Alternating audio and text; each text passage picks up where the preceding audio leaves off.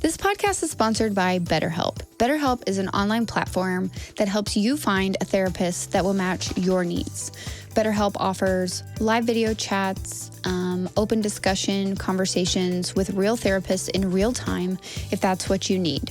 I personally love it and have used it now for almost 2 years. I would really recommend, if you need someone to talk to that is not in your family or your friend circle, that you reach out to betterhelp.com and you will receive 10% off if you use my code BGP. So again, that's betterhelp.com/BGP to find the right online counselor for you.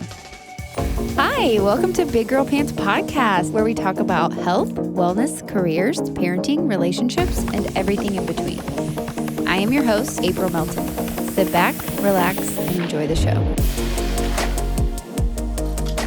Welcome back to Big Girl Pants Podcast. Today, we have a very important guest, very exciting, definitely for me. I'm so pumped about this episode. Feel free to introduce yourself. Oh, perfect. Go ahead right now. Okay, my name is Maggie Stroud. So I'm a dietitian at Dallas Nutritional Counseling in obviously Dallas, kind of Addison area. So we are a group of 5 dietitians that provide both in-person and virtual sessions. So we specialize in eating disorders. Okay. So mainly doing eating disorders, but we also do some intuitive eating and body image and any kind of just wanting to work on a relationship with food or body. So That is so awesome. I'm so pumped. I can't I'm so wait. excited. You have no idea. Oh, good. So excited. I love talking about it. So let's start. Oh, gosh. I just have so many questions. We can use me as a test Okay, case. This is perfect. what we do on this podcast a lot. I'm an open book. Yeah. I will tell you anything and everything. And because I hope that in hopes someone will hear this and then gain some perspective or be like, oh my gosh, I can totally relate with that. This is how I work through it. Yes. Right. So in high school, I would say around like between 12 and 14, I was, like I said, like I mentioned, you know, I'm strong. Okay. I will say that. I don't like the term thick. Right? Yeah. Hate that shit. Because when I think of thick, I think of like oozing something, you know, like Just gross, such a negative connotation thick, to it. Really? But guys are like, oh, but thick is good, blah, blah. I'm like, okay, shut up. I don't like that. Whatever. So I've always been very strong. I've had a lot of muscle and my body is like short and stocky, right? I'm a, what do they call it? I'm not a mesomorph. I'm an endomorph. Oh, I've never heard that. My body type. Yep. Which means so you have three body types, right? You have an endomorph, a mesomorph, and an ectomorph. Okay. An ectomorph is probably what you are. You're very lean. You tend to stay lean. It's tough for you to put on muscle and fat. You probably have a very good appetite, stuff like that. Mesomorph, you're right in the middle. If you diet, you can lose weight. If you try to put on muscle, you can put on muscle. Yeah. You maintain flawlessly. Endomorph is what I am, so I can put on muscle and fat both easily, and it's very easy for me to gain fat. That's easy for me. And I'm the body type I have for someone who likes to stay physical. If you want to lose weight, you will have to work at it. You will have to do cardio. You will have to watch your diet. All of those things. So, but I was friends with like all the skinny girls, and like I want to be skinny because like skinny is like where it's at. Yeah. So, and it's funny because I've always been an athlete too. Like I played soccer. I even played men's football, which was great for like my legs, you know, lifting weights and all that stuff. And it set a really good foundation for the rest of my life because I've been active ever since. But all my friends were skinny, so I want to be skinny. But I didn't want to stop eating food. Yeah. So how can you eat food and be skinny? So you're like, what do I do? You throw it up after. Like that's exactly what you do. So I was bulimic and struggled with bulimia from probably 14 to 16. And then after I kind of grew out of it-ish in high school, like it rears its ugly head whenever it wants to come back, right? When you're in like really stressful situations or when you feel very out of control, like all of that. So I have struggled with that my whole life. I think I am at the point now at 34, 20 years later, that I'm no longer struggling with it, but I definitely have like the lingering side effects of having an eating disorder, you know? Oh, for sure. Like one behavior or was traded for another. Yeah. Or like, you know, I always tell people if they're kind of in the process of like, okay, we've done the work, you're kind of in a really stable place, you know. Yeah. technically you're discharging from my care. I always say, and I'm always here for a check-in point. Like, just know, like, it's kind of one of those things we just want to be mindful of, like, always being really just watching what we're kind of exposing ourselves to. If you had an eating disorder, just watching what you put on, like, social media accounts we follow, or like what TV shows we're watching, or social like media accounts, like skinny crazy girls, yes. like what? Okay. Oh my goodness, I work with mainly teens, so a lot of times they'll be like, "Oh my gosh, I look at social media and I'm like, this portrayal of the like it girl and like what you should look like, and it's you should wake up and drink celery juice and like meditate and like wear your yoga pants into like your non-job that you don't have." With what money? Who knows? I don't know. I'm a millionaire. I just can't tell you how. For who knows what. OnlyFans, but nobody knows about it. Okay, thank you. We don't talk about that part. So, yeah. But it's like wild. And you're like, and so I always feel like I'm like, this is not a normal portrayal of life, and this is not something you need to compare yourself to. They're edited. They are filtered. Yes, heavily filtered. Edited. Oh my God, even the Kardashians. Like the Kardashians who spend thousands and thousands of dollars on plastic surgery and facial treatments and diet and exercise and trainers and everything else, they still filter their shit. Yes. What? How does that even work? So focused on always editing themselves. It's all image. Know? It's all about image. It's all image. And so I always feel like I'm like, with teen girls, you're like, oh, hun, like, I promise this isn't real. And like, look at Kim's ass in Mexico, okay? She has cellulite too. Yes, we're all stars. Human. They're just like us. Yes, they're normal too. They struggle too. Yes. Oh, it's so annoying. Oh, but yeah, so it's just that thing of like, I always tell parents and anyone who's kind of in a space where they're really stable, it's like, yes, you're stable, and we're not going to fall back into weighing, like, looking into diets or looking into cutting out foods or like looking into kind of obsessive exercise. If you notice those things start to bubble up, it's okay that we talk about that and not feeling shame about like, oh my gosh, I thought I was in recovery and now this thought's popping up or this urge is popping up. And I don't want people to think that, like, freak out and be like, oh my gosh, you're doing terrible. It's like, no, you just... But something came up. We need to talk about it. Right? You're a human, man. Like, the road to recovery is not just one straight, narrow path. Exactly. It's wild. It's up and down all around. It's got paths, trails, all of it. Yes, and you're human and we're stressed. We have things that come up, and we just have to be mindful of it and be really, and I always think it's like just taking care of ourselves and knowing what our kind of trigger points are and just protecting ourselves from that. So you work with, does everyone in your practice work with teens? Is that the main focus, or you work with everyone? Everybody. So you just mainly like... I'm kind of mainly like teens. Sure. So I do a lot of teens. I see adults too, but if they're teens, I like that group. So a lot of teens, and then like my friend Megan does really well with like college age kids, like emerging adults. Casey really likes adults. So we all kind of have our niche, but all work with all ages. Your specialty, whatever. Yeah. But I love, when I was at the treatment center before, I did adolescents. So I just really like that age group, and I like helping parents and helping them understand what's going on. Okay, so let's do this. Let's do it through, because my listenership is all ages. Okay, perfect. Right? So we have adults, we have young. I'm actually hoping to get a sweet little 18-year-old, a YouTube influencer on the podcast too. So this would be super cool for her. Yeah. But let's go through like, if you, and again, use me as an example, if you were talking to my 14-year-old self, like what would you say to my 14-year-old self? Because I know that people who listen to this have teenage children, especially daughters. And I have a 7-year-old. So like I want to make sure that I'm setting her up for success so that she doesn't in turn have anything like what I had, you know? Yes. God, I do not want to give her an eating disorder. Oh, I know. It's that big fear of you're like, oh, I just don't want to mess you up in this way. No, please. I have so many and even my adult clients feel like, how do I talk about it with my kids? You know? Yeah. So it's kind of two main areas I guess I kind of talk about is one being the body image piece. So often it's like I'll have younger teens come into my office and just telling them that their body's okay is like, and no one's just like told them like, and who tells you that? Yeah. You know what I mean? Who's telling you that?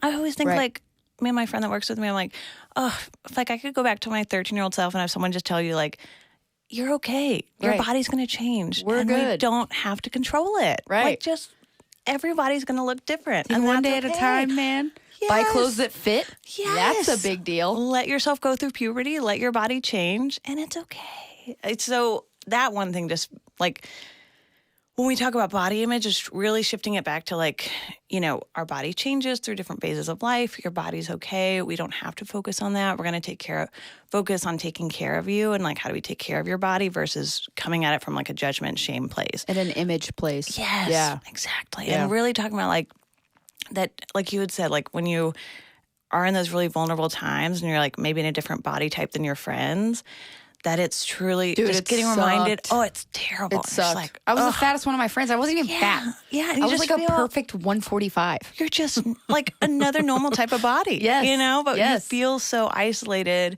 when you feel different from what the norm is. And especially like, you know, we think about the 2000s, 90s, like low-rise portrayal jeans. of bodies types. Give me a break. Low-rise jeans. Britney Spears, Christina Aguilera.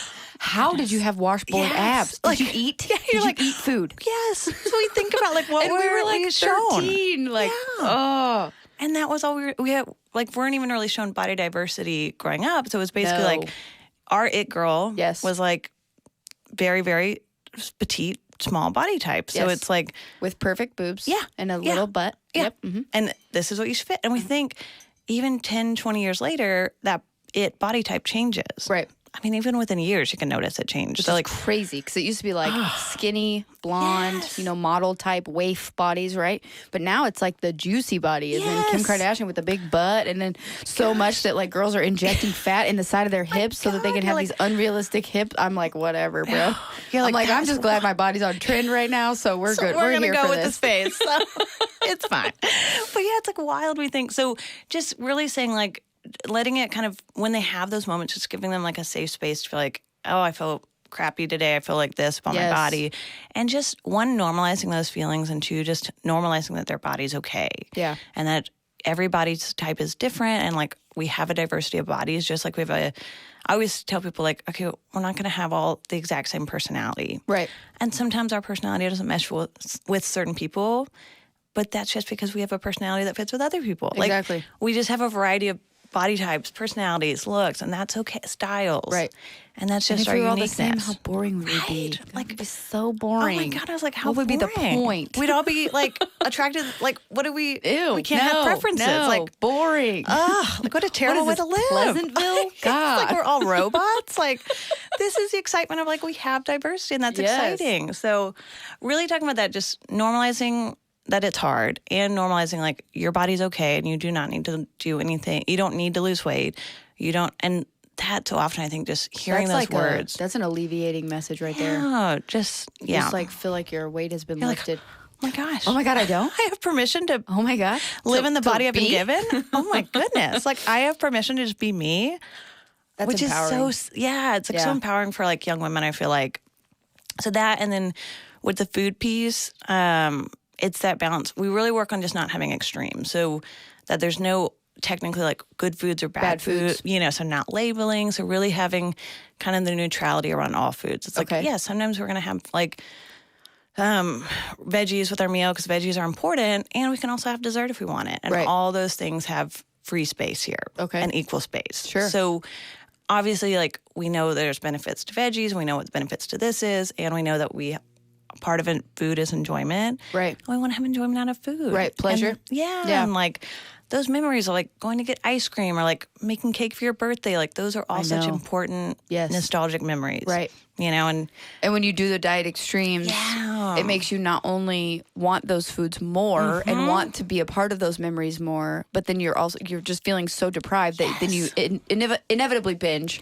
Exactly. Right? So like it's sort similar to like not having the food in the house. Yes. Like I'm trying to work on that right now because, and I will say I like to differentiate.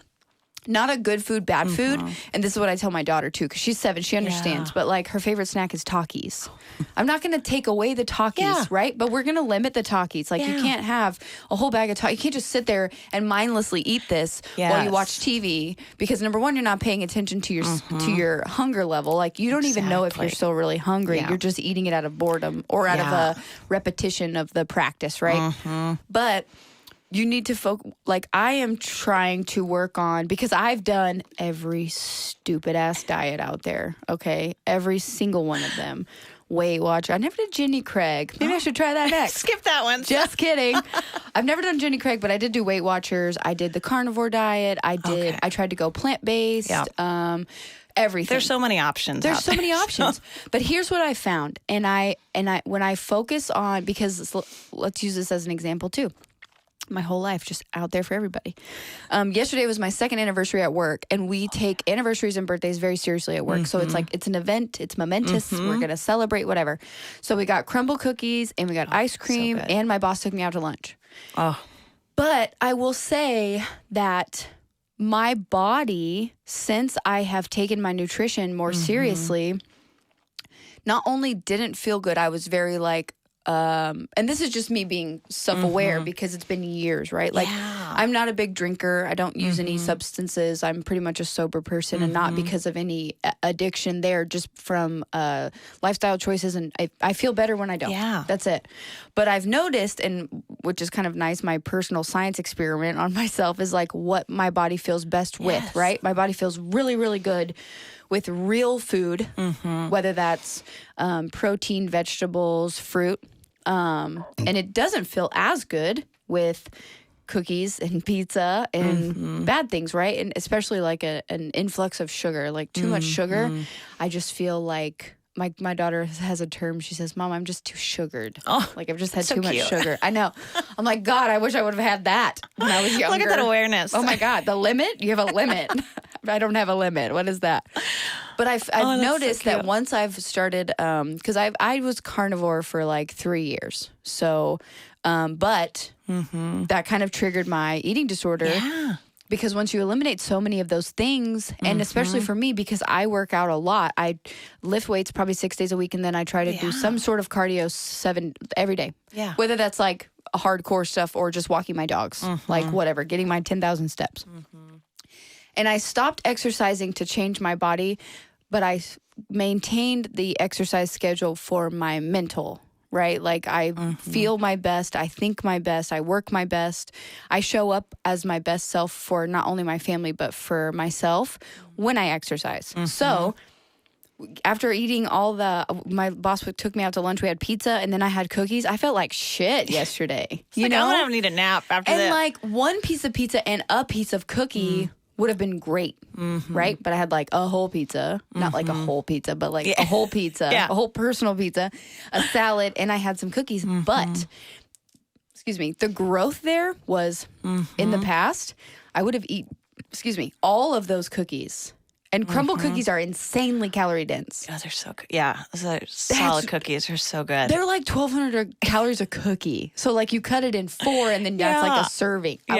We got 6 for the office. I would have eaten all of them. Yeah. But I packaged them up and I gave them to someone else. I was like, here, you can take them, share them with your kids, whatever. Like, whereas in the past, I would have forced myself to eat them all and then made myself sick later. Yeah. That's growth. Yeah. Yay. Like that is such growth. And I think that's such a good example of the extremes, because I think, one, just giving yourself permission to have those fun foods. Yeah. And like I always say with kind of the intuitive eating idea is like, we have full permission of all of these foods, and there's no like moral value attached to any of them. Like I don't have more willpower. A bad person. Yeah, I haven't failed. I haven't done this.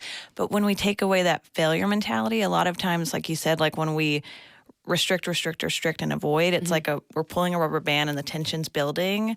Then when we let ourselves have it, we just feel chaotic. And overindulge. Yeah, and we feel guilty, so we shut down and we're like, I don't want to connect to the feeling of the intense guilt I'm having, and I've kind of already ruined the day by having this, so just have all 6. Ruin the day. Yeah. Why do we have to ruin the whole day? It's like, no, I just, That's exactly what I would do. I would just eat for the rest of the day, then make myself miserable. Yeah, and be like, oh, I failed today. But it's like letting yourself have it, knowing that it's okay. I'll start on Monday. Yes. It's fine. Yeah. Monday. Yeah.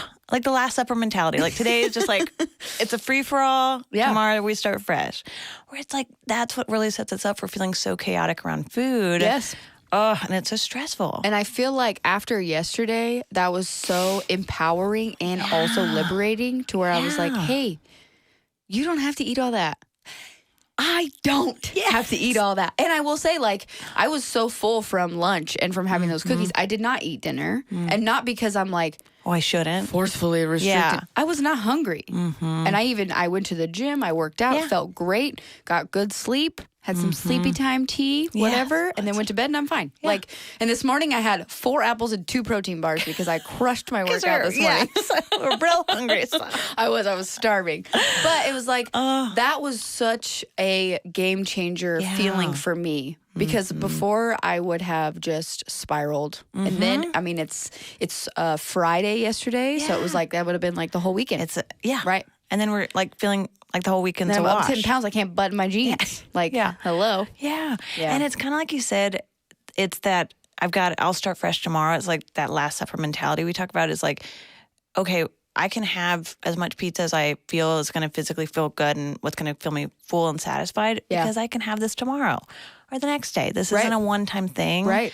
I have full permission to have this tomorrow. Right. So, but when we have that last supper, this is it. Make the most of it now or you're never going to get it. I kind of use the example like if you grew up in a house that didn't have soda or sweet, and then you went to a friend's house that had soda or sweet. Had everything, you lost your mind. You'd be like, you're just like, we're chugging all the soda. Where do I start? What am I doing? Oh my God. Where do I go? Like, but then if you lived with them for a month, you'd be like, man, I'm kind of over the ice. Like, can we have some vegetables or something, Mom? Like, I'm feeling very heavy. Yeah, very bogged down. I can only do so much soda. Like, after a while, it gets less exciting. True. So that's also why I'm trying to get better about having the things in the house and being okay with having one of them, right? Or having a bite of it or whatever. Like my new favorite snack is like a banana with almond butter and a little bit of maple syrup. And some cinnamon. Oh, that sounds good. So good. But I don't feel like I felt after I ate the cookies, after I eat that, right? Because it's more nutritious. It's nourishing. It's not white table sugar processed stuff, right? Even though that's okay every now and then. Yeah. I just choose to have something like this. And then I feel satisfied. And I'm like, man, that's such a good feeling. Because I don't have like the brain fog or the bloating or any of that. I feel like nourished. Yeah. And I think that too, it's like, I always say like, okay, if I'm going to go get donuts for breakfast. Right. Probably on a Tuesday before I go to sessions. Having donuts, I'm probably going to have like a little bit of a crash and want to take a nap and not be really present. Right. It's like I might, like if it was a Tuesday, I'd add some protein, add some fiber to it to have a more fibrous breakfast to keep me sustained. Right. Versus like a Saturday, if I don't have anything going on, I can have some donuts and take a nap at 10 a.m. Right. Cool. Perfect. Like great. Even and like better. Time and place. You know, and it's right? that place. Yeah, exactly. So it's like I can have these when it feels right. And like if I need to kind of be really alert and like maybe have some more sustainable energy because I'm in the day, like the work day, cool. But if it's like a weekend, you know, so not have that kind of like weekday versus weekend, but just knowing like sometimes these foods maybe make me feel a little bit more sluggish. So I might not do it before the work day. And yeah. So, maybe like a treat after or whatever. You can still try those things. And I think that my daughter definitely has that. Like she has the ability to say, no thanks. Yeah. Like I'm good. Or this is what I want for dinner or whatever. But I definitely tried to incorporate like more things of like variety. Like I don't say no to like before where I would have said no to things like ramen. Yeah. Right? Like chicken ramen. Oh my gosh, she's obsessed with it. How am I going to say no? She loves it. Like she's so happy with it. And she's eating it. Yeah. Like, God, like, you know how hard it is sometimes to get your kids to eat? Like, oh my goodness. Yes. But yeah, like I want her to have the ability to pick and choose, right? And she has that little internal gauge where she can say, nope, I'm too sugared. I don't want any more of that. And I'll be like, great, perfect. Cool. You don't have to have any more. Yeah. But what we do have to have is like, I know for her in school, she's been diagnosed with ADHD. So for her in school, like I try not to have her breakfast be like those sugary cereals or stuff like that because I know that there's going to be a crash and the focus is not going to be there. So before school, we focus on protein and we have some berries or something like that. And I know that I'm sending her to school full and like nourished to where it's not going to be like, oh, why am I not paying attention in class? Yeah. Well, it's definitely not because I gave you Lucky Charms for breakfast, okay? Because I'm not doing that. Not on moms. No, on Saturday and Sunday, live your best life. And her and Matt will go get donuts or whatever. And I don't care. Yeah. Because she can bounce off the walls and jump on the couch if she wants to. You know, you don't have to focus on school. You don't whatever. have to get in trouble. Like, I hate that she always gets in trouble. Oh, poor thing. I know. Poor kid. She's just my little creative artist. Yeah. Can't fit into a box No. kind of thing. Oh, gosh, no. Definitely not.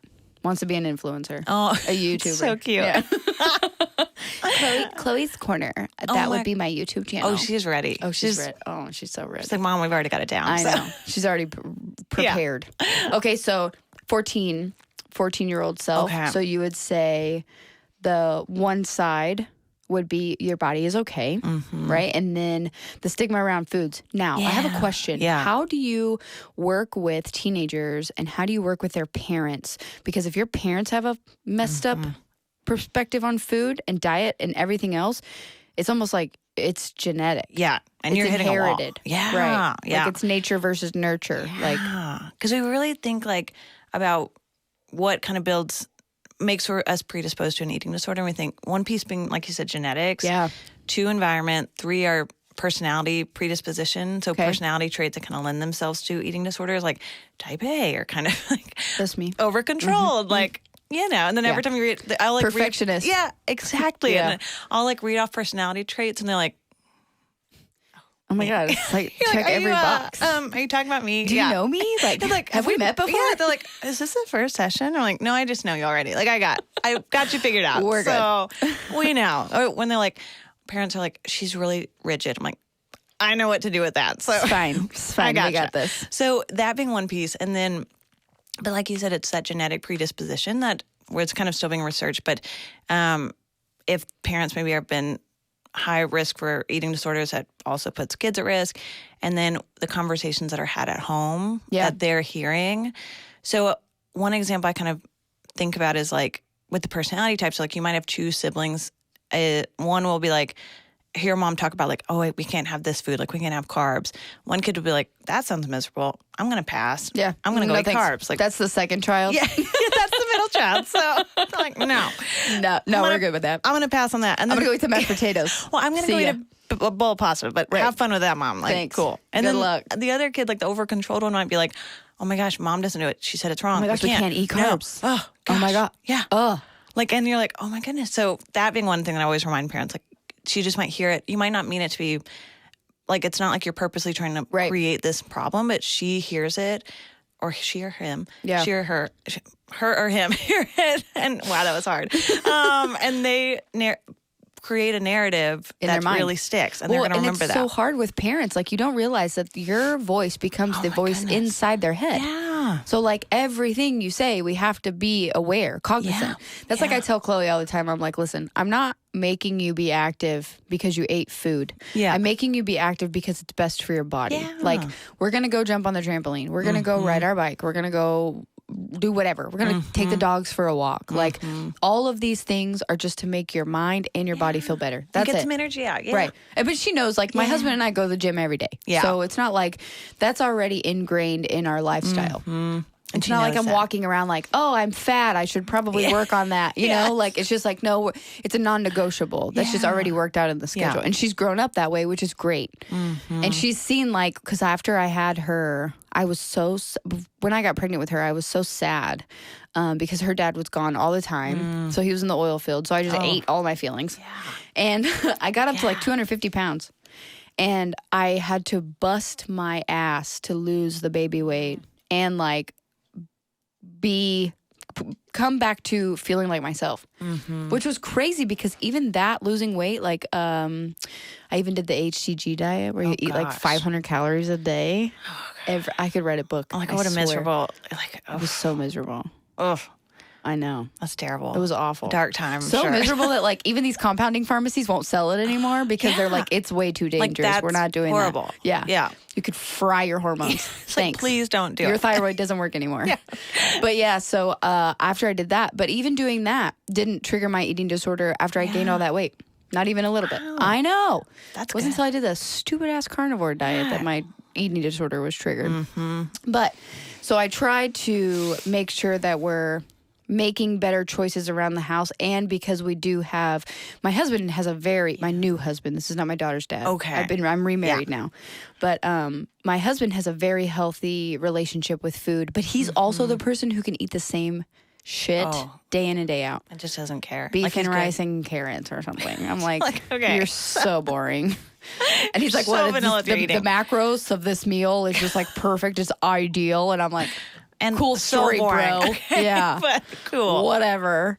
But yeah, That's so funny. Which is great, right? Yeah. It's great that she sees Matt's consistent. Yeah. He knows that's going to fuel his body properly. But for her, I want to make sure that as a woman, I'm creating the best example for her so that she doesn't feel like she needs that or she needs to resort to something else to have control of. Yes. Because that's what eating disorders stem from, right? Is a lack of control. Yes. Like accessing. So we kind of think it's like a lot of times it's not about the food really. It's just about everything feels chaotic and I need to get control over something. And that's such an easy, accessible thing to do.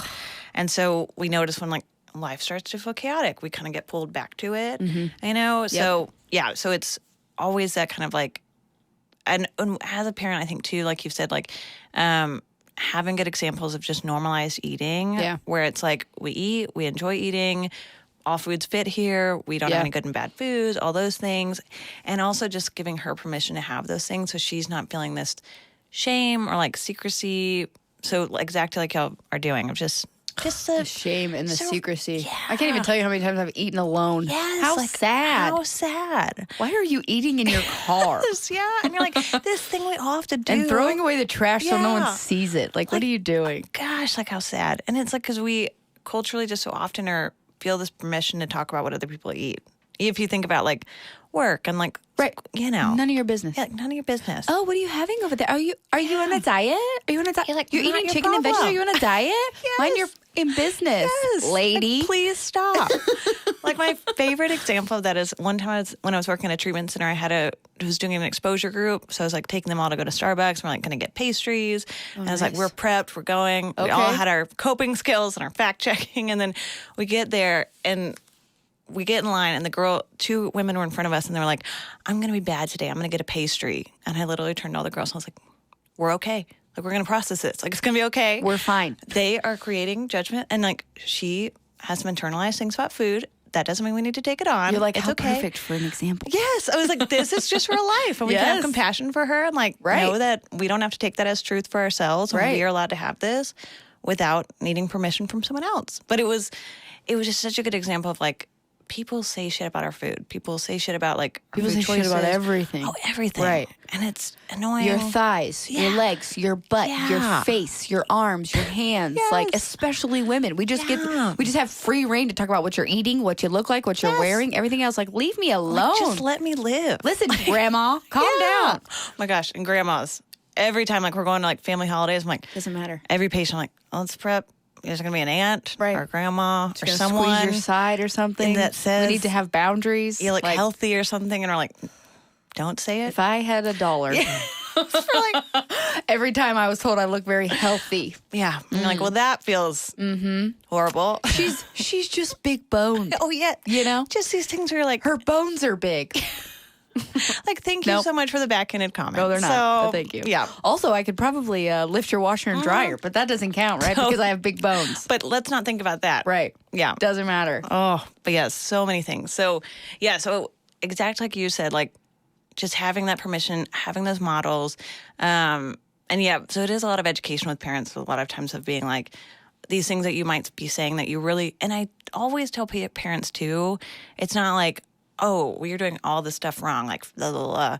It's like you're trying to take the best care of your kid the way you know how. Yeah, and the fact that you're here speaks volumes. Like you're taking care of them the best you can. Yes. And these are just tips. As opposed to like yelling at them and telling them that they're doing something wrong. Because, and nothing against my parents, but I think that everyone, right? Because parenting is really hard. Oh, gosh, yeah. Yeah, like the hardest unpaid internship I've ever done in my life. Like, you never master that shit, you know? Never. We're always learning. Always learning. But they did the best that they could at the time. But, like, they didn't know what they didn't know. They didn't know that I really had, like, an eating disorder or, like, where it was stemming from. And it was definitely a control thing for me and chaos. Like, but I also was the type of kid. So I, unfortunately, my parents divorced when I was 5. So it was like a constant battle between the both parents. And then it was like, on top of that, I had 2 younger siblings.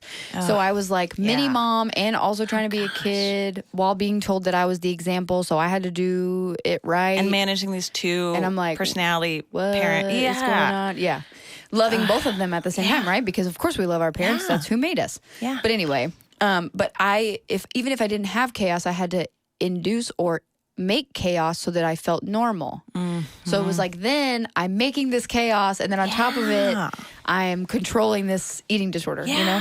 Where it's almost like kind of there's safety in the chaos. Beautiful disaster. Oh, yeah. Like when we're so used to things being chaotic, when things are calm, we're like, I'm sorry, what? I need to make a train wreck. We need to have a car accident right now. Something needs to happen. And we kind of, when we learn to thrive in chaos, we don't know how to thrive in calm. No. So, because you've never had peace. If you've never had peace, then how do you know? You don't know what to do with it. No. So that's not your normal. So you're like, this is not safe. This is not comfortable. Yes. Need to change it. Right. So, yes. I know. It's awful. Oh, it's so hard. It's so nice, though, reflecting and learning about these things. Because you're like, oh, that's why I did it for so long. And you just have like compassion for your younger self of like, I know. You're like, you did your best. I know. And especially when you look back on pictures, you're like, God, I wish I was as fat as I thought I was. Like, oh my God, like I looked amazing. Yeah, you look back on pictures and you're like, I don't know if you think about times when you're in your eating disorder and you're like, I thought so horribly about my body at that time, and that's the only thing I can remember about that moment or that day or whatever. Like I wish, what was that? What's the phrase or whatever?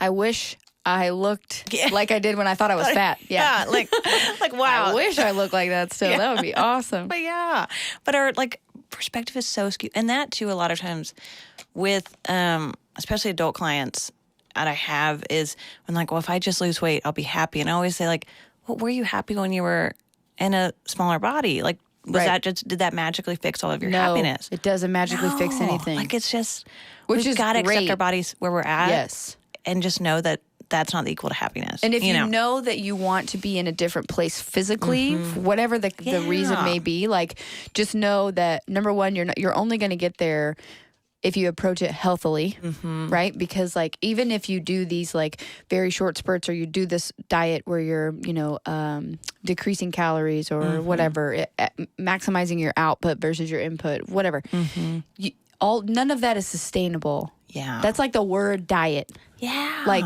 you're going on a diet. Okay. What's the point of this diet? Yeah. Even bodybuilders, like the people who get their bodies to like, women between 5 and 7% body fat, like they only do that for a 1-day show. Yeah. And they're dieting anywhere from 12 to 16 weeks for that one day. And then after that, they're slowly recompositioning. They're slowly increasing their calories. They're slowly coming back to baseline. Yeah. Because that no one's going to walk around shredded with an 8-pack all the time. Exactly. That's not their everyday. You can't survive like that. Right.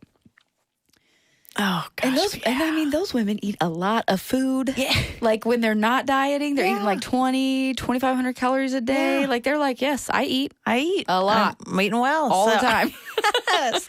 Because I can't work out if I don't eat. Yeah, like I need to be fueled for it. Yes. But it's like you said, so often these like really extreme diets, they're not sustainable. And then we end up either, shifting kind of hormonally or metabolically, and then we fall back into just our normal human behavior, and our body is like, what? What's going on? So, wait, what? Like, what are you doing here? Like, we've been doing like this crazy thing for a while. Now you've switched up on me. Can we just keep it normal at some point? Find a baseline. Chill out. Yeah. Find the gray in it. Like, it's when we go to that black and white, like something. Yes. But yeah, it's just wild. And I think that it's very easy to get caught up in that, like, and diet culture sells a lot. It's just like sex, right? It sells. Yeah. But it's like the latest fad, the newest diet, intermittent fasting, all of these things. And it's like, if you don't feel like eating breakfast, dude, don't eat breakfast. Yeah, but like, you don't need some... Yeah. It doesn't have to be that big of a deal. And also, if that's the way that you restrict your calories or keep your calories between a certain eating window, that's cool. Say that, though. Yeah, like, just like you're not like fixing the world with intermittent fasting. Yes. When that too, world peace. Yeah, intermittent fasting. It's like we just all of a sudden shift all of our guidance around eating from our internal cues to like external factors and guidance. Like Instagram? Yeah. Like Or what this person said, or like this very structured meal plan that, or diet plan. It's like, but we're taking away our body's ability to just guide our eating. Yes. And we've taken away our natural intuitiveness by shifting over to this extreme diet culture ideal. Yes. So it's just, and it's very easy to see, well, this is what, and it's influencers suck, man. But like, it's very easy to see that and be like, I want to look like this person. So I want to do what this person is doing. That's why they want to know like what you're eating and what you're doing and all of those things. Of course. I have no problem with sharing. I've kind of like, I don't know. I've shifted because like my Instagram, I have a lot of people who follow me because I work out or because I have a big butt. Probably, I don't know, whatever. The booty is the thing. But like they always ask me like, what do you eat? How do you train? Whatever. And I'm like, listen, I have a big butt because I was genetically given a big butt, but she's always there. So it's never going to go anywhere. She's been there since birth. She's probably going to be there with me when I die. You know what I mean? That's just how it is. But like if you are training for you and you're trying to make your body look different for you, there are different ways that you're going to have to do it. Yeah. And I don't know you, so it's really hard for me to give you advice on what to work for you. Exactly. I can give you exercises, things that I do weekly, but like outside of that, food, like what I used to be a personal trainer. And the reason why I stopped is because the mentality behind training people is way more important than giving them the information. They have to want it for themselves. So like now if somebody comes to me and says, I want you to train me, I say, I'll do it for free. Yeah. Because if you are really dedicated and you're into it, then you will come back to me. I won't have to reach out to you. Yeah. You will show me time and time again that you want this and this is something that's serious for you. And I'm not a dietitian, so I don't do nutritional counseling. I will say if it were me and my goal was to gain weight, because I had a lot of girls that wanted to gain weight and gain muscle. Oh, yeah. I'd be like, you need to eat food. Yeah. You need to eat complex carbohydrates. You need to eat protein. Yeah. And anything else that outside of that, like your healthy fats and stuff, you can kind of fill it in from there, whatever you like. Olive oil, avocados, things like that. But don't discount like your, not cheat meals or treat meals, but every food is a macro.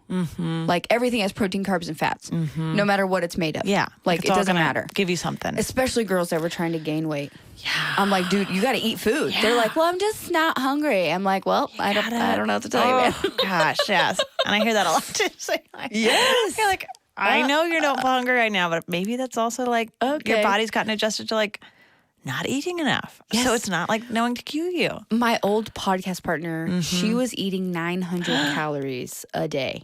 Oh my God. And I was like, Shapiro, like if you want to lose weight, man, you're going to have to get your body to baseline for months at a time. And then you can talk about restricting your calories and going into these body machine fitness hardcore workout classes on 900 calories a day. That is one. And like, she's like, that's so counterintuitive. How would that work? Oh, yeah. And it's like, and at the end of the day, it's like, is that... Also, I'm like, aren't you hungry? Like, I'm so hungry all the time. Oh my gosh, like I'd be like passing out. Like I'm starving. Yeah. So you're like, is that worth like putting ourselves at risk of like just feeling shitty or just being miserable? Like right. Or again, like we were talking about, diving headfirst into a 12-pack of Krispy Kreme because that was my affliction of choice. Yeah. Like I love Krispy Kreme, but that's exactly what I would do. Yeah. You go a couple days and you're not eating enough, and then you're just like sugar. Like yes, and we think about like, and so often people are like, oh, it's because that's a bad food, and like that's why I go towards it. It's like no, because your body wants easily digestible carbs and fat. I would eat that many bananas too. Yeah. Like yeah, I just need food. Yeah, like, whatever. I'm just starving. I would eat all of them. Like if I'm starving, like I'm just going to eat a large amount of any food. And literally anything. It's going to go towards things that are easy to digest. Pour it in my mouth. Like whatever. It doesn't matter. Like, but it's like there's such like this idea, like so it's shame around it. Of like, oh my gosh, because I should be able to follow this rigid eating plan or diet plan. And it's because so and so does it. Yeah. And it's like, you don't know what they're really doing or what's really kind of, I'm like, so I feel like comparison piece too of like one comparing bodies, but also food. Like so often people will be like, well, then I went to lunch with this person. We got the same thing. And like, I ate like twice as much. And I was like, maybe she ate before. Right. Maybe she had a bigger breakfast. Right. Maybe she was going to like an early dinner. Right. I don't know. Or maybe she's got some internal stuff that she's working through and she needs to work on a relationship with my God, food. that's so me. Anywhere we go, I like eat my whole plate. Yeah, I'm like, and hey, are you gonna eat that? Like, you want to give me that? So yes. But you're like, we all just have different, like you said, like your way of eating is not going to fit everybody. So it's like we all just have different needs. We all have different things we're working through in our relationship with food. And that's okay. Yeah. Like, and we don't have to all eat the same. I know. I hate the, like, what I eat in a day. TikToks and Reels. Every time I see it, I'm just like, oh. on one time I was like, oh, so we're at lunch now. I was like some influence. I was like, okay, so she's at lunch now. And then it ended. And I was like, what? What? The whole day? That's all? That's it? I was like, I'm sorry. I thought we were at lunch. Right. Like, I truly was like, she had a breakfast, a morning snack, a lunch. We're about to have maybe an afternoon snack and dinner. And then I was like, that's it. Nope. Oh, she's done. Great. Okay. All right. That's super healthy. Thank you. Super helpful. For your professional advice. Yeah. Sister. And you're perfectly put together. I know. Yeah. It's a lot. With your makeup and your filters. Well, and so I'm working with a trainer that I actually had on the show not that long ago. His name's Josh Thomas. Mm-hmm. Shameless plug, Josh Thomas Fitness. Check him out on Instagram. And he and I were talking, and I was like, man, because so last summer I got down to what was probably the lowest of my adulthood, right? I'm 34, and I got down to 168. I haven't been that low in a very long time. Yeah. But I was on a pretty hardcore carnivore diet. I was eating meat and chicken, beef and chicken. That was it. Gosh. Yeah. And I was grieving really bad because my dad had passed away. Yeah. Says a lot of things. A lot of things. So I got down to 168. This morning I weighed at 187. And my husband and I are about to go through IVF. Yeah. And I was talking to my trainer and I'm like, man, I'm really struggling. And he's like whole picture. Like he's done this for, I think, probably the better half of his adult life. He's 32 now. He's done it since he was like 19 or 20. So he's a lot of experience. But he was like, I was like, I'm really struggling with not wanting to drop some weight before we get pregnant because I automatically know that I'm going to gain weight when I get pregnant. Yeah. And he was like, nope, you're not allowed to do that. Nope. I was like, damn it. Like, you're the worst. What do you mean? But I was like, how cool of that guy where he was like, no, that. we're still going to we're going to keep going. We're going to keep your calories at 2,000 a day. And we're going to see what happens. And if anything, we're going to reverse diet and you're going to eat more. And I was like, because you got to because so often we have this, like what we feel like societally we should do. And it's like, could be kind of having the opposite. Like it could be not beneficial for our health if we lose, all these things. You're like, yeah, but good for him to just say like, I know, no, like, and it's gonna be a no. So and that's a no, Scotty. Don't. Nope, we're not doing it. No. So, okay, I really love that. Let's go to, so we talked about the 14-year-olds and the parents, right? Like rewiring the things that the parents are doing, because I know for me, for sure, that it was a lot of like anger and like punishment. Every time they caught me like in the bathroom or whatever, it would be like, you're in trouble or I can hear you or whatever. And it was just shame and guilt, right? Around what I was doing. So what do you say to those parents? Oh, yeah. That's a big one. Because a lot of times especially if I have a patient kind of coming from treatment where it's like very structured, they have staff there all the time monitoring and go home. And I'm like, okay, like we talked about, like you're going to have bad days. You're going to have days when urges come up. And I always ask them, what's your hesitation to go towards your parents and say like, I'm having an urge or like I acted on a behavior. Yeah. They're always like, well, I don't want to be in trouble. So I'm like, oh. So I know. And you're like, oh. So I always work with parents being like, we want to understand kind of like that when they come to you and say like, I'm having a really big urge to act on this, or I acted on a behavior. Or I didn't eat all day. Yeah. Or I didn't eat. Just saying like, hey, really what's going on? Why was that? Checking in with their emotions, checking in with what's going on externally, internally, and knowing that it's like, okay, well, we need to problem solve how we keep this from happening again because we care about you and want to take care of you the best we can. Right. So just giving a space where it's like, you're not in trouble. We're here to help problem solve, or like when patients come into my office and they're like, I did this or I did this. I'm like, we're problem solving. Like you're not in trouble. Like if you could do this all on your own, I wouldn't be seeing you. You're like this. You're not Catholic. This is not a confession. Yeah, I'm like, it's not like you're like reporting to and telling me whatever happened is great because that's progress. That's how we get forward. That's how we move forward. Yes. I was just telling a patient the other day. I was like, us going like weeks with you not telling me something's happening, and then we find out later, could end up us being like, oh crap, now we got to go to treatment, or like we're in a dire situation for your health. Right. Not like, oh, how dare you, but we just want to stay ahead of it and check in when these things come up because that way we can help you better. And also you're here for that exact reason. Like that's why you're here. Exactly. Like when they're like, everything's great, I'm like, it doesn't have to be great. Like that's what this is for. Like you don't have to be great here. Yeah. Like you can have hard days. You can have struggles. What do you mean? Everything's fine. It's fine. Like, everything's fine. So good. I know when they come in, they're like, are you though? I'm always like, let's break that down. So what does that look like to you? And I always say, I don't know what fine means. And then I'm like, oh, how's food going? Great. I'm like, what does great mean? Yeah. Okay. I'm like, let's talk about what you ate this week. Like, yeah, give me something. Yeah. It's like, I need more. I was like, I can't go off of fine. Like that's no. So yeah. So basically, so all that to say kind of with parents, just having it be a safe space and knowing like, and that not having a response of anger, but more of a response of like, how can we understand this? We can help you. Yes. And I also work with kids of being like, they're like, oh, my mom's going to freak out. And I always say, it's because your mom loves you so freaking much and she's scared. Yes. So like give her, like, not that you're responsible for Mom's knowing emotions, her emotions, but still. Also just understand like, if she does kind of have an emotional response, it's because she just cares so much and she's scared. And it's okay to reiterate to mom, like, hey, mom, I'm scared too. I'm freaking out too. I don't know why I'm doing this, but I'm coming to you because you're my mom. Because I want help. Right. Yeah. And we're both scared. Yeah. Like, and this feels really, and really I don't know scary. what to do either because I'm a kid. Yeah. Like, and I shouldn't know how to do this because it's a big thing to deal with. Yeah. And like, this is like super big issue to have to deal with at age 14 or whatever. So, dude, it was so rough. Ugh. I just remember. And I'm pretty sure I did it. I probably did it at high school once. Yeah. Somebody like wrote a bad note about me. They like called me bulimic or something in high school. And I was like, God, don't you just want to like, I know. I want to go back and be like, how dare you? Kids are jerks. Kids are so mean. Ugh. So mean. But then I'm like, what's their home life like? I know. Then you have why like, are they mean? Are they reacting because their parents are mean? Like, they're projecting what they've been feeling at home and like just circulating it too. Yeah. I know. Oh, God. Or maybe they don't have a bed to sleep on. It's like, who knows what they're going through? Exactly. So you're like, empathy. It's all empathy. It's so hard. So you're just have to be like, okay, it's not about me. And that too, so often. But how do you do that shit at 15? Oh my gosh, you can't don't have the capacity. No, it's hard as an adult. I know. You know, you're like, as an adult, I have trouble with that. Think about it. Process it. Yes. Is my gut reaction to be like, man, that must be about them? No, I'm like, wow, how dare you? And then I step back. I'm like, okay, wow, well, how dare you? You're like, this is a 7-day process. Okay, I finally got here. In a week, I might not kind that of resolve around. Ugh. Yeah, I know. Oh, yeah.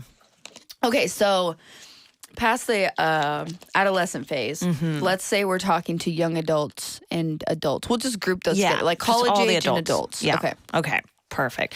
So with adults, I think the hardest part, and I really try to give them kind of the understanding of, because with kids, you have parents. Right. You know, you have that extra support. So usually when I have adults, one is really trying to find what their support system looks like. Sure. So if it's like a partner, if it's like friends, like whatever that might look like. Therapist. Yeah, like you have your have a therapist. Yeah. Oh, that too. I'm always like, do you have a therapist? But that's really tough because even I have a therapist, and when I tried to talk to my therapist about it, she was like, how about you put 3 pieces of candy in your office? And once that 3 pieces is gone, that's it. You don't get any more. I was like, oh, see, the problem is I will eat those in 30 seconds and be like, and then I'm not allowed anymore. Where else is the candy? Like, who else has candy? That too. So I always... Because you have to be trained, right? You have to understand eating disorders to give advice on eating disorders. Yes. So usually if they don't have a therapist and they come to see me, I obviously connect them with one and try to give them one. And we have like a ton of eating disorder specialized therapists we work with. So I always say like, you need to see someone specialized, dietitian or a therapist, and it's because of things like that. Not that it's like they're not qualified to do X, Y, and Z, but it's like there's so many things you can say that could be devastating to that patient, like triggering. Oh my gosh, like especially like with dietitians when they're like, I'm just going to go to like a general nutritionist or dietitian. They're going to be great for a lot of things, but sometimes they just might not know how to talk about things, and that's just is what it is. So really finding like people that are specialized in eating disorders to help you and be on your care team, having kind of identify like safe support in your life. And then really the next thing would be just kind of delving into kind of like, how are these beliefs around food? How have they been developed? Yeah. And how can we kind of realign our beliefs around our body and our food and really align it with our values? Yeah. And just learn how to nourish ourselves in a new way, you know, like in a way that's feels best for us and is not influenced by diet culture, you know? Yeah. So really working on like the intuitive eating piece and that kind of stuff. But probably the biggest thing is just knowing they have a good support system. And then just kind of finding like, okay, this is maybe why you feel this way. And that's okay. Like that's like give understanding to it. Your like, sister is not very nice and she talks about your diet all the time. Can you just stop talking to her about that? That would be great. Exactly. Thank you. Oh gosh. And the boundary setting when you're like, you can That's what I was going to say is like boundaries. Cause like I can just imagine, let's say you go out to dinner with a bunch of your girlfriends for like a birthday party or something. And like, I mean, I have the ability and the self-confidence now to order whatever the hell I want to eat, but not everybody has that. And then they're like, oh my God, what if Sally thinks that I'm such a fat ass because I order a cheeseburger? Like, what am I going to do? What am I going to eat? Like, or like stealing a fry, like whatever. It just reminds me of that Chris Farley skit on SNL, like, lay off me, I'm starving. Oh my gosh, Cindy, save some for us. Like, I thought It's so true. It's so true. But yes, it's like I mean, that. God forbid you be bigger than your friends, and they're like, "Oh yeah, no wonder why you're fat." Or have more- surprise. Yes, and there's always the assumption like, oh my gosh, well, if I eat this, people are going to think this is why this X, Y, and Z, or like I don't have self-control. So yeah, it's like, oh, first of all, tell them to mind their own business. Like not your business, right? Not your food, not your business, not your body. Circus, not your monkey. Exactly. You know what I'm saying? So this is my steak. Leave me alone. Like I can eat my steak. You don't have to eat my steak. You can eat your veggie platter if you want to. Listen, me and my ribeye over here, we're just going to have very a moment. happy. Thank you. I want to really enjoy my meal. Yeah. You do you. So yes, but just like boundary setting and knowing kind of like providing some education around like, hey, like I'm really working on just like normalizing all food, just really accepting my body and like listening to my body and like really working on challenging some of that. And another piece that I think is hard is a lot of times, you know, if someone's kind of coming out of an eating disorder and their friends are used to them eating a specific way and they start changing that, everyone's like, good for you, having dessert. Right, like, oh my God, look at you. And they're like, oh my gosh, my whole facade of self-control and like put togetherness has been shattered. Out the window, right. And they're like, so what do I do with that? So it's a lot of like, no, that's a fake facade. Like people don't assume self-control because you eat. Shoot. It's fine. Like, it's you're fine. Okay. You're just being a human and that's okay. So that too, it's like, or if a patient's like shifting from like a vegan diet and maybe like working on incorporating food just because it might have been, not that that's wrong, but for them was restrictive. I actually had a girl on Thursday who was a vegan who is now incorporating meat into her diet. But you know what? I knew better not to say anything, even though she posts pictures about it, because I don't want to be that asshole who's like, oh wait, I thought you were all plant-based. I'm sorry. I thought you were all plant-based. Yeah. Like I thought you just like love the environment. Like, you know? Like how dare you? I wanted to be like, hey man, good for you. You're eating beef. Yeah. Like, yes. Like, get that beef, man. Beef is super nutritional. Like you should definitely eat that. I love But this I didn't for want you. to say anything because I was like, man, I have such a stigma around foods that I do not want to give anybody else the same thing, you know? Yeah. So that it's like, so oftentimes like it's such like they kind of are known or if we're kind of known for what certain ways we eat and then we shift it and then everyone's like, what? Like, you eat meat now? And you're like, okay, stop. Just stop. Or like me, such a jerk. I just ate only meat. What are you doing eating a carrot? Oh my like, gosh, what are you thinking? You're eating vegetables? What's happening? Like, how dare you? And I'm trying really hard to like not be so extreme. But I will say that with the terrible influencers that we have everywhere now, is that like there are some things that are absolutely true. Like beef liver has like an insane amount of vitamins. Yeah. And if you can eat it, that's awesome. But Good it's for you. disgusting. Yeah. So like you don't have to. Yeah. But like beef is very nutritionally dense like that, and that's why it's so satiating because your body says, hey, there's a shitload of vitamins and nutrients in here. You're So really if you taking eat care this, of me. I don't really need much else. Yeah. Like that's fine. You Yeah. can have some veggies on the side or a potato or whatever you want, but like I'm good here. But there's also a reason why we can eat 12 Krispy Kreme donuts because there's not a lot of nutritional value there. So you're going to be able to eat more. You don't have as much palate fatigue as when you eat a big piece of red meat. Like, you know? Exactly. And learning the difference between those doesn't mean that you only have to eat meat all the time and that you can never have a donut. Yeah. It's just finding that balance. Yeah. And I always say it's like we want to leave a meal full and satisfied. Yeah. You know, so it's like, yes, we could be like, I'm technically full. But if we're like mentally restricting ourselves from certain foods, we're going to leave and be like, well, and I also want this. Like, I wish I had this. Maybe I'll stop at the gas station and get a Snickers bar. Like, what? That didn't do it for me. Who's judging me? You know? So, so it's like it's allowing that permission to be like, I can have both filling and satisfying foods. Yes. And that is okay. Right. You know? Because those two things are important. And it's like, what is your goal long term, right? Like I personally, I want to have a good relationship with food. I want to listen to my body. I want to be able to eat intuitively, but also track and make sure that I'm eating for my goals, right? Like I want to be physically strong and I want to make sure that I'm maintaining like my protein levels so that I can maintain the muscle mass that I have, because the best thing for longevity is to have a good like muscle, to have good, body percentage of muscle. I don't know why I'm saying that wrong. I know. It's like now I can having good muscle mass, whatever the case may be, right? Whatever. But knowing that I'm meeting my protein goals, and then like I said earlier, anything that falls aside from that, whether it's fruit, vegetables, carbohydrates, whatever, that I'm meeting those goals too, but that I'm not being so unrealistic that like I can't enjoy date night with my husband. Yeah. Like my husband and I love date night because that's when we kind of like not necessarily throw all restriction out the window, but we're like, date night is the night where we celebrate, we don't track, we don't weigh our food, we don't do anything like that. We enjoy each other's company and we enjoy a meal. Excuse me, no matter what that meal is, we enjoy it together. And I look forward to that meal every week because I don't want to miss out on the time with my husband. And also, like, I love to cook, so I love to make the meal, and we're preparing the meal, and we're doing all this. Like, I'm making a balsamic glaze. Like, I'm doing all of those things. And, like, enjoying that with him is, like, the goal, you know? And also staying healthy. I want to be able to run with my kids. If my dog gets out, I don't want to have to worry that I can't run after it, you know? Like, so many different things. But ideally, ultimately, health and being a good example for my kid. Because I don't want her to go through the things that I went through. Yeah, exactly. And I think, like you said, like it's like having, and I kind of think it sometimes with it's like the idea of addition versus subtraction. So it's like, hey, if like I notice I'm like not eating that many veggies, I don't need to be like, okay, well now I need to cut out carbs and place a veggies. Like, no, I just add veggies to my meal. Right. Like I'm going to eat probably the exact same and just add veggies, you know, and like maybe that would naturally lead to maybe I balances out my meals more or whatever, but whatever. It's just like, well, and vegetables are super fibrous, so when you eat them, you are fuller faster. But that doesn't mean that you're not going to eat the other things that you were going to eat too. Like you still need the other things, so it's that kind of idea. And I think, like you said, like when we allow ourselves permission to have those fun foods, we're also giving ourselves permissions to have these experiences. Like, you know, if we're like, it's a social event or like a dinner, it's like those, if we think of health as like a holistic piece, that social interaction, that the mental health piece to that event, is so important. That's not just about food. Yes, like you connecting with your husband,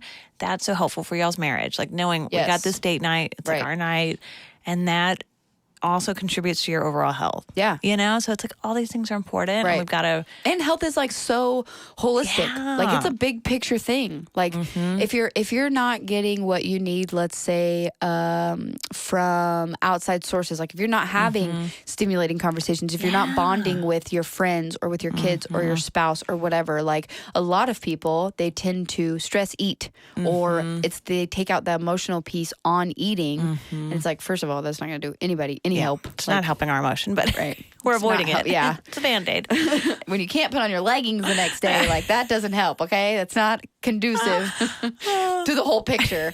But you know what I mean? Like, and that was my thing is like, if I was stressed or I felt out of control or whatever, the first thing I would do is turn to food.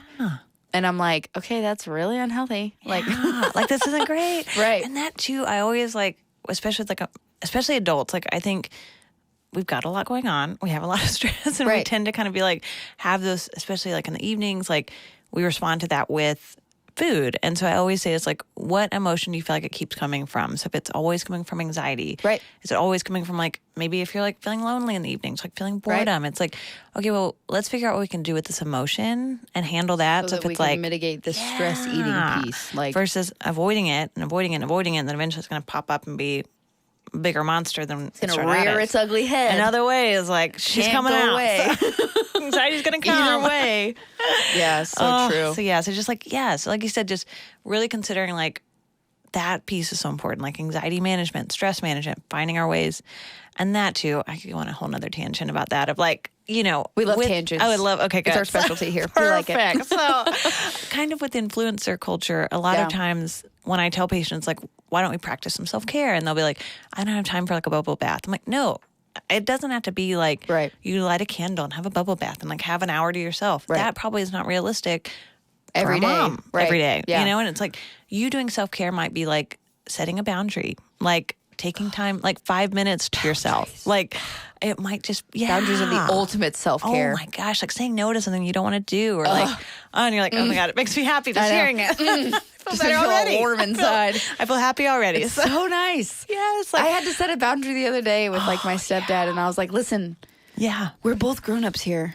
And just because you think one way doesn't mean that I think that way. But guess what? I still love you. We can still be friends. Yes. And we can think differently. Look at that. And still be okay. And still be all right. Because we're adults. Yes. With opinions. And yes. I like our opinions. Yes. And we have those. And I like that you're able to express yours to me. I like that you feel comfortable expressing it to me. I may not agree, but I appreciate your ability to express it. Exactly. Like we don't have to be on the same page on everything. Yes. It's crazy. Yes. But we're also not, oh my God, tangent, rabbit hole, everything. But we're also not taught to express our opinions as a child, especially if our parents don't agree. Oh, yeah. That's wrong. Like, no. Why is that wrong? Like, that's where I'm trying to change my approach with Chloe and listen to, okay, why do you think that is? Or why do you feel that way? Let's talk about it. And then we can discuss what the plan of action is after that. Not, you're wrong, I'm the grown up, shut up. You know what I mean? Like, your opinion doesn't matter. Like, that's let's not shut it true down. at all. Right. Yeah, exactly. Yeah. Well, and just, especially as women, like, it's just that empowering of like, your voice matters. And I want to hear your opinion. And even like, so sometimes it's like, let's say, if a client's coming to my session, they're like, I don't agree with, or I don't want to do X, Y, and Z exposure, whatever goal. And I'm like, okay, I want to hear you. I want to hear and talk about it. For sure. We might still land on the same thing that you don't want to do. And that's because it feels like it's better for you as just in your development and like your growth this week. But I also want to know that your opinion matters and how you feel about this. And I want to talk about it. And this is your treatment. Yeah. Like, I want to validate you as much as I can. But sometimes we're going to have to work through some of those things. And I want to understand why you don't want to do it. And help you. And like, if we don't understand why you don't want to do this thing, you're going to do it and white knuckle it just because I told you to. And you're not going to actually get anything from it. Yeah. So like, we got to talk through like, why do you think this is stupid? So let's talk about the purpose. You're like, a lot of things can be stupid. Yeah, and I'm like, I don't, not every idea. They can also be helpful. Yeah. Like, you never know. It's like, okay, well then, like, let's brainstorm like, plan this B. is so annoying. I don't want to do this. Why is it annoying? It just feels like it's beneath me. And they're like, why? Okay, cool. And then let's a lot talk of about times, it. Also, it's just me and you here. Like, you're like, you can be dumb in front of me. Yeah, I was like, you don't have to be embarrassed in front of me. I still like you. It's okay. We're good. Right. So yeah, that's so often I'm just like, we can process and talk through it. But it's that just saying like, hey, even if we might not come to a conclusion that we both are just thrilled about or you're not thrilled about, your opinion and this matters still is important. I want to hear what you think. And that's good. Yeah. You know? It's and so good. Sometimes it's a fear-based thing or whatever. And that's good to talk about. Yeah. Fear of looking dumb. Fear of sounding like you don't know what you're talking about. Like whatever. Just a safe space. That's so nice. So, yeah. Oh my gosh. I've enjoyed this so much. I know, I really enjoyed this. I feel like you should come back like once a quarter. I know, I just come all the time. Yeah, can you just come back all the time? That'd be great. Yeah. I just love it. So for everybody listening and they want to, let's say they want to find you. Okay, perfect. Yes. Please tell us how they would find you. So the practice has an Instagram account. So it's Dallas Nutritional Counseling. And then that also links you to our website, which is just dallasnutritionalcounseling.com. Perfect. So the website you can find, obviously if you're like interested in like scheduling, you can find that there. Sure. You can find, we have like a blog that we do, and we also have just information about all the dietitians if you're just interested in learning more about us. But probably the best thing would be the Instagram account. Yeah, it's very interesting. That's how I found you guys. Yeah, that's right. Because Katie posted it on her story, and then I went to the story, and I was like, "Hey, I want to talk to you." Yeah, it's like this was fun. And you guys have there's a podcast, right? Yes, what is that too called? So we have a podcast, Real Messy, Real Happy. So the main people that do it's Casey Bonanno, the owner of Dallas Nutritional Counseling.